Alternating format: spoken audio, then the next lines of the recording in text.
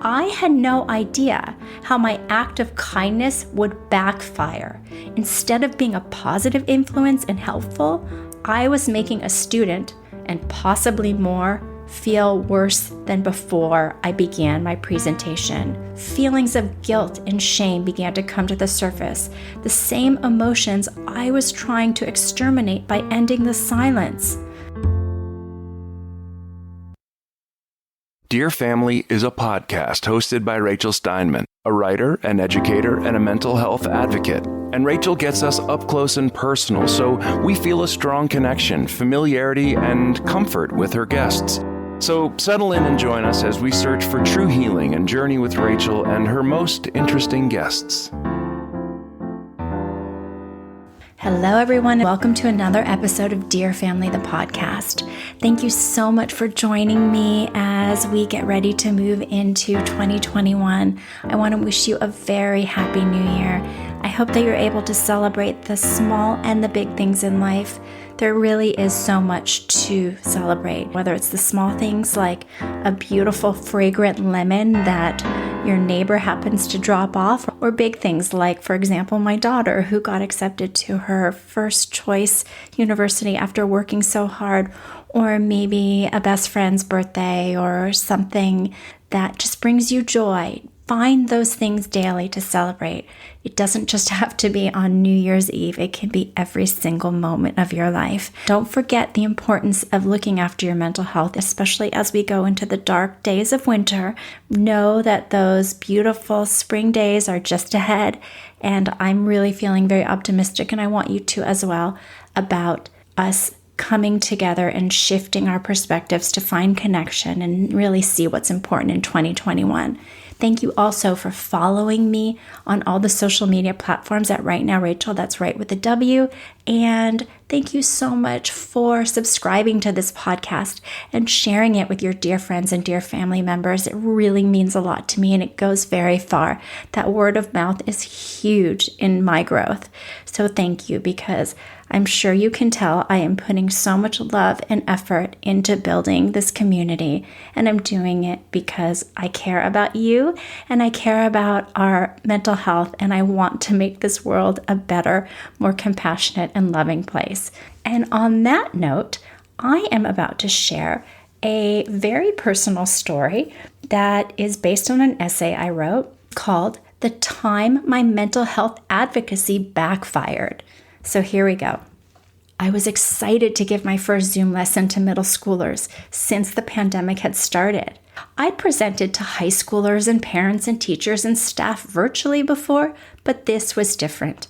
My new audience was made up of a classroom of impressionable 8th graders who were joining me during their health class period. 32 students from a charter school in Los Angeles would watch me present from their home computers, unable to have let off steam during recess, unable to socialize, and unable to run around with their friends beforehand. I dressed professionally with a nice black blouse with gold buttons. I wore gold jewelry and I wore light makeup.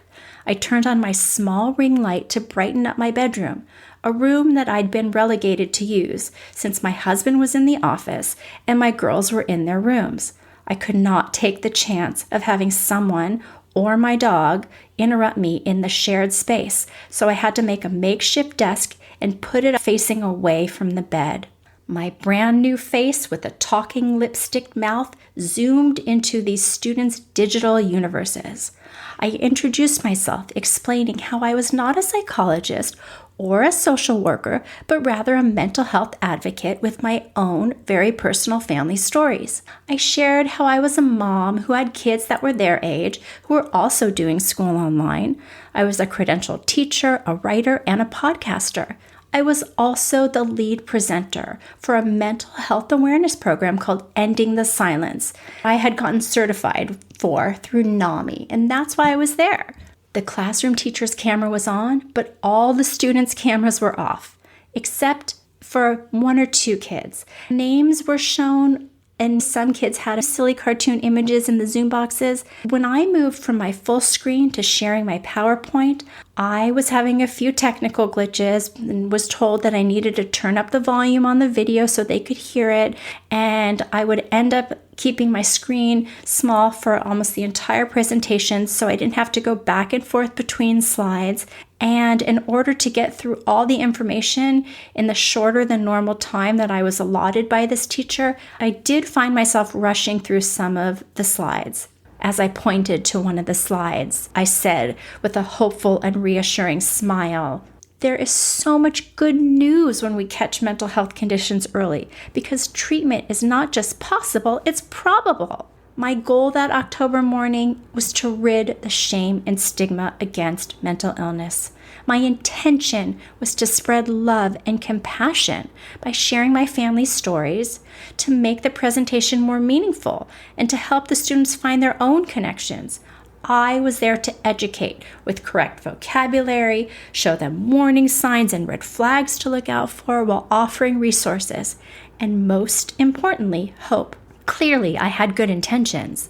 As I shared with my heart on my sleeve, with a big smile to boost the kids' moods in between all my talking, I had no idea how my act of kindness would backfire. Instead of being a positive influence and helpful, I was making a student, and possibly more, feel worse than before I began my presentation. Not at all what I signed up for. The next day, I received a text from Tim, West LA's program director at one of the NAMI affiliates that I volunteer for. It said, "Hi Rachel, do you have time for a quick check-in this afternoon? I wanted to share some feedback from the school about your presentation yesterday. Not urgent, but might be helpful to discuss before too much time passes. Thanks." Tim would have just texted me if the feedback was positive. My heart began to race as I wondered what I'd done. After every presentation, the students, parents, or faculty are asked to click a link that we supply for them to share their feedback. Because NAMI is a free service offered to schools, the forms are not only used for presenter feedback, but also to get funding from donors. So this wasn't a paid gig for me, and my life didn't depend on it, and yet these were children we were talking about, and mental health awareness was my passion project and something I cared deeply about. Tim began by thanking me for showing up and volunteering. He wanted to let me know that a student with ADHD was very upset by something I said, so much so that he left the, quote, classroom after I shared how my brother, who had ADHD, got addicted to crystal meth and had become homeless. Now, NAMI encourages us to share personal stories to help the audience connect to the material, but had I gone too far? Feelings of guilt and shame began to come to the surface, the same emotions I was trying to exterminate by ending the silence. My mind raced back to the day before when I presented warning signs. I discussed how extreme difficulty concentrating or staying still that puts a person in physical danger or causes school failure can be a warning sign for ADHD. I went on to tell them the story about my brother Adam, who was the handsome captain of the football team, who played varsity baseball, was a scholar athlete, and had all the girls calling him, but whose ADHD pushed him to get into trouble in school and even with the law. I shared how he self-medicated with the street drug crystal meth, which is a form of speed like Ritalin. I could not gauge their reactions as I told them how the meth temporarily helped him go through law school until his addiction pushed him to lose everything and become homeless. The kid left before hearing the good news about how Adam is living an amazing life after going to rehab and getting sober. He's happily married with a successful business, and he gives back to the community. And by the way, if you want to hear more, he's episode number 1 on Dear Family. But Tim told me that the teacher said, in addition, I may have gone too far with some of my other personal stories about my grandparents' suicides and my mom's drug use as self-medication. Had the kid heard me compare the importance of taking care of our mental health to our physical health, like using the broken arm analogy? Was he able to understand the comparison of how getting a broken arm set right away as opposed to never doing anything about it will cause problems down the line, just like not getting help for a mental health condition? Was he there when I shared how mental health conditions are no one's fault? Had he missed the kids' favorite slide with celebrities they would recognize who also had mental health issues like Adele, Will Smith, Lady Gaga, and Serena Williams, and how their mental health conditions did not define them? When I showed the kids a slide discussing the prevalence of mental illness in youth, I knew that there were 32 kids on the call. So I said, 1 out of 6 of you will likely deal with a mental health issue. And of those 6, only half will get help. But without being able to read the room, I had no idea how the kids took that sobering fact.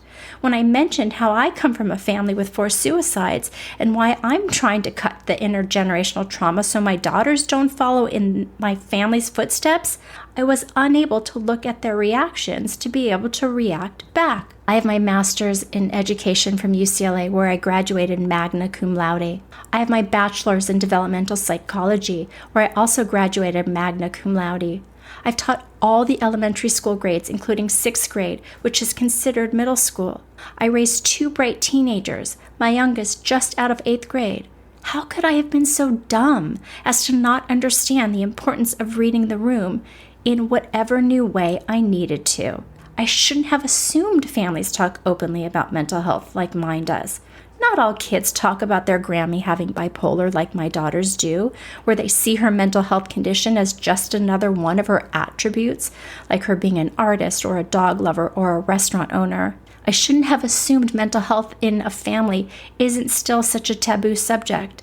In some houses, suicide is never uttered because it's so deeply shame-filled. Who was I trying to impress by telling my personal stories anyway? Wasn't I there to end the silence? Why hadn't I taken baby steps with these precious young minds? Was my lack of judgment because I couldn't see the 8th graders' faces? I wanted to capture their imaginations and entertain these kids with stories that I thought would get their attention, an act I now see as egotistical and selfish. My goal was to make these 8th graders understand there was so much hope and there was no shame in asking for help. But I see now how it was not, and it never will be, about me. I could have shared what was developmentally appropriate with a lot less detail. Basically, I should have taken my spiel way down. After I finished with my presentation, I turned it over to a certified youth presenter through NAMI, who speaks for about 7 minutes, sharing their personal story of overcoming mental health obstacles after getting help. After I introduced Elizabeth, a recent college grad and someone much closer to their age that they could relate to, I noticed there was a public message at the bottom of Zoom. A kid who I'll call Charlie wrote, quote, "ADHD is not a mental illness." While Elizabeth spoke about going into a psychiatric hospital for anxiety and depression while she was a college student and how she got the help she needed, I looked down at my phone to Google, "Is ADHD a mental health condition?" Sure enough, the top 3 results proved it was. I waited for Elizabeth to stop talking to ask the students if they had any questions or comments, encouraging them to write in the chat box if they preferred. I told Charlie, who I assumed was one of the blank black boxes on the next page, that ADHD was in fact a mental health condition, but I could see how he might believe it wasn't, considering it was on a continuum and some things were not as severe when compared to, say, schizophrenia. Elizabeth and I finished our joint presentation by taking a few more questions that we had to practically beg for before asking the students to fill out the feedback form. The teacher told the class they were dismissed, and the few kids who had their cameras on thanked us before pressing the red leave button. I thought about giving Tim a bunch of excuses about how hard teachers have it on Zoom and more. Instead, I took the feedback with a willingness to accept that I could do better next time. I admitted my failure in not taking the student's developmental stage and maturity into consideration, and I told him I would fail forward. The kid's social and emotional wellness should have been in the forefront, not my ego. Life should be a learning experience if we allow the lessons to unfold. And I asked him, after he spoke to the teacher or the principal, to please let me know how the communication went and if there was anything else I could do to further remedy the situation. And I really meant it. A few days went by for me to stew in my guilt and consider all the what-ifs until Tim got back to an email I sent checking in. The principal hadn't heard from the parents, so she felt confident that the matter had been well handled between the teacher and the affected student. Tim added, "Of course, we're grateful for your commitment to the program and willingness to grow with us, as we are constantly learning more ourselves." And I appreciated that. I considered reaching out to the teacher for stepping in and making things right. Teachers are our unsung heroes who are constantly putting out fires, and they're the glue that keeps our children together. Instead, I promised, in her honor and Charlie's, to do better the next time. Rather than stop ending the silence, I hopped right back on that metaphorical bike and I gave a presentation to a new class. This time, I engaged the students using the chat box along with the clap and thumbs up emojis to get them more involved and interested. I stopped sharing in between slides so I could read faces while also using a shorter version of the presentation to capitalize on their attention span. There were so many more questions and comments this time around, showing more engagement. I'm so grateful to that 8th grader who spoke up about why he felt uncomfortable. His courage to speak his truth helped me see my failure and the shame and stigma that is created when you put your ego first. Charlie taught me to be patient and to remember to always put love and compassion first, knowing the rest will follow. Charlie also reminded me how when you know better, you do better, and how acknowledging your faults without being defensive is a surefire way to grow. Wishing you all the best in 2021. May we continue to grow and be open-minded and spread that love and compassion. This is Rachel Steinman. For more information or to contact me with any questions, comments, or guest ideas, please check out rightnowrachel.com. That's right with a W. Thank you so much for listening, subscribing, and sharing, dear family. And if you found value in what you've just heard, I would love and so appreciate a great review on Apple Podcasts, Stitcher, or wherever you listen to your podcasts. Until next time, I wish you love, happiness, and good mental health.